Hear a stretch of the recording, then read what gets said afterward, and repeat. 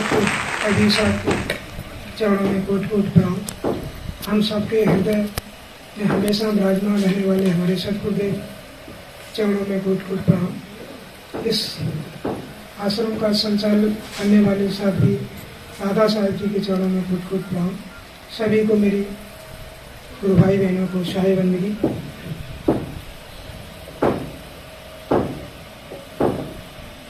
अभी भजन सुना रहे थे हम लोग। गुरु भाई, वास्तव में इस काया को छोड़ के जाना ही पड़ेगा। जो भी आया है सो जाएगा। राजा रंग फकीर, एक सिंहासन चढ़ चला, एक बंधे जात जंजीर। इस संसार में जो भी आया है उसे जाना है। बस हमको इस जो जीवन मिला है इसमें बस यही यात्रा है कि मुझे जाना कैसे है। उस जाने के लिए ही सारा हमको प्रयास करना है। जाने में हमारा कितना हम प्रयास करते हैं। हम अपने शरीर को, जो पंच भौतिक शरीर है, उसको बड़ा मल मल के साफ करके धुलते हैं, अच्छे कपड़े पहनते हैं, बहुत कुछ करते रहते हैं इसको किस तरह से हमारा शरीर सुंदर दिखे। लेकिन इस सुंदर शरीर के अंदर हमारा अंतःकरण है, जो हमारे जन्म और मरण का मुख्य कारण है, उस पर हमारा जीवन भर कभी ध्यान नहीं जाता है। अंतःकरण का ही, अंतःकरण में जो हमारा गंदगी डस्टबिन होता है ना, हम लोग साहेब की जय बोलिए, सतगुरु दादा साहेब की जय।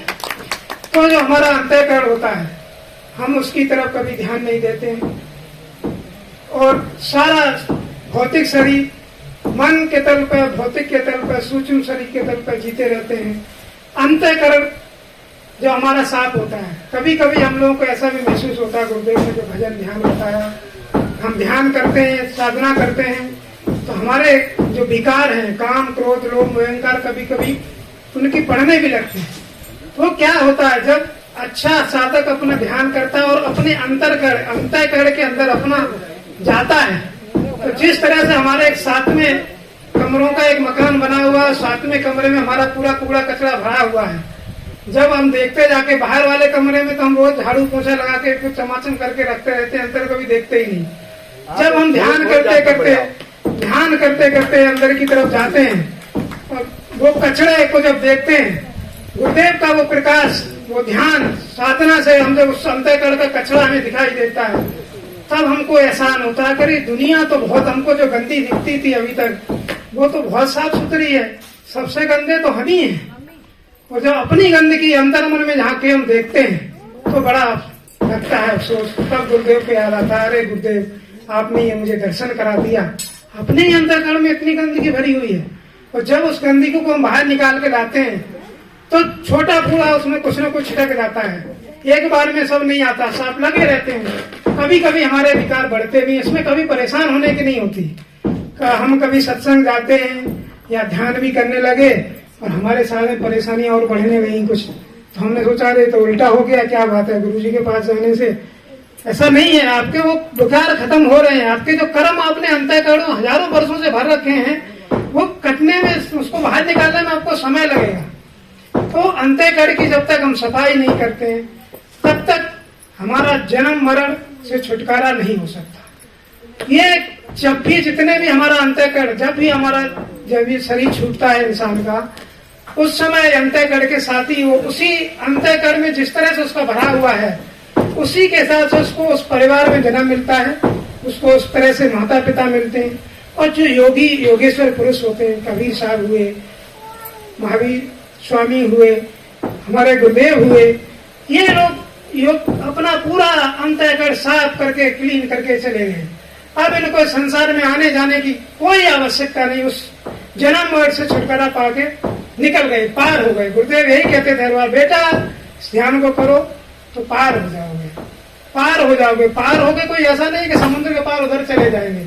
ये जन्म मरण के जो बंधन है, ये सबसे बड़ा दुख है संसार का लगा हुआ है। इसी से हमें पार हो जाना है। और पार होने के बाद वो इस संसार में दोबारा आने का उनको वो नहीं रहता है। दूसरा, कोई भी चीज है कभी खत्म नहीं होती, ये संसार का नियम है। गुरुदेव ने भी अपनी के चरणों में सतत नमन।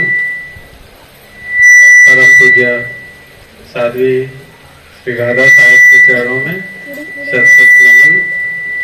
आज ये सभी संतजन यहाँ मौजूद हैं और सभी गुरु भाई बहन एवं जिज्ञासु बंधु, हर इतवार को हम सभी लोग यहाँ एकत्रित होते हैं कुछ अपने जीवन कल्याण की बातें सुनने हेतु और वो अपने जीवन में आचरण में उतारने हेतु। हम लोग जितनी भी बातें यहाँ सुनते हैं, अगर उसका 10% भी अपने जीवन में उतार ले तो हमारे जीवन का कल्याण हो जाएगा। क्योंकि सभी लोग जो भी यहाँ कुछ बोलते हैं वो सभी आध्यात्मिक रास्ते पर बढ़ने के लिए हमें बहुत सहायक होती हैं। कोई भी गुरु भाई बहन हो अपने अनुभव बताता है, विचार बताता है, सभी उस रास्ते के लिए बहुत लाभदायक हैं। महाराज जी जो बताते हैं वो तो है ही, वो तो सर्वोपरि है। तो अगर हम लोग उससे कुछ कुछ आचरण में उतारते चले, जैसे प्रत्येक रविवार को कुछ न कुछ हम सुनते हैं, अगर एक चीज भी, एक बात, एक सेंटेंस भी अगर हम उसे याद रखें और अपने जीवन में उतारते चले तो भी बहुत कल्याण हो जाएगा। क्योंकि हर महीने में 4-5 रविवार होते ही है और साल में कितने हो गए, लगभग 52-53 तो कम से कम होते ही होंगे। तो इतने अगर हम लोग एक एक वाक्य अपने जीवन में उतारते चले तो 50-55 वाक्य उन पर हम अमल कर लेंगे। और अपने कल्याण के लिए तो एक ही वाक्य बहुत है। अगर सतगुरुदेव का एक वाक्य हम अपने आचरण में उतार लें वो ही बहुत है। और हर रविवार को अगर एक एक करके अपने में जोड़ते गए तो 50-55 चीजें इतनी अच्छी हम जोड़ लेंगे अपने जीवन में, जो फिर हमारे जीवन का कल्याण हो ही जाएगा और उस रास्ते पर हम आगे बढ़ ही जाएंगे। महाराज जी बताते हैं, सतगुरुदेव जी भी बताते रहे पहले, हम सभी के लोगों के लिए क्रियाएं बहुत सारी बताते गए और अब भी महाराज जी बता रहे हैं।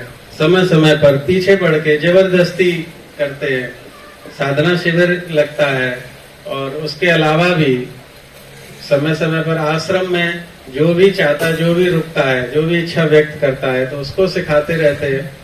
वो तो लगे ही हैं, लेकिन हम लोगों का भी अपने प्रति कुछ कर्तव्य है।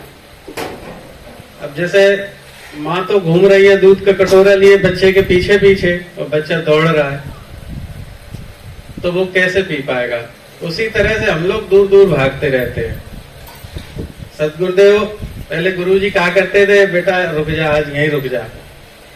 तो हम लोगों में बड़ी बुरी आदत थी कि नहीं नहीं गुरुजी फलानो काम ढकानो काम, और निकल लिए धीरे से।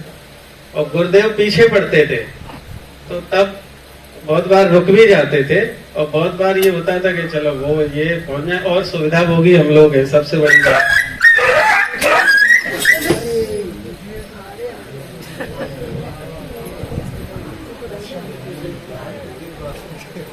तो हम लोगों का क्या है कि आदत पड़ गई है, सुविधा भोगी भी है। जहां आराम से रह पाए, सो पाए, उठ बैठ पाए, नहा धो पाए, खा पी पाए, वहां तो ठीक है। और आश्रम तो ये तो त्याग की जगह है, यहाँ पर सुविधा कहाँ से आई। सुविधा मन में सोचना भी नहीं चाहिए हम लोगों को कि यहाँ सुविधा मिलेगी। तो शरीर को जहाँ सुविधा मिलती है वहीं की तरफ और भागता है। तो इसलिए और सोचा कि यार सोने में दिक्कत होगी, बिस्तर अच्छा नहीं है, नहाने धोने में दिक्कत होगी, ये वो, मन का खाना नहीं मिलेगा। ये सब सारी चीजें अचेतन मन में वैसे ही रहती हैं। तो सोचते हैं कि नहीं नहीं गुरुजी आज जा रहे, परसों आएंगे तब रुकेंगे। तो ये चीजें होती रहती थी, लेकिन बाद में पछतावा हो जाता है जब समय निकल जाता है।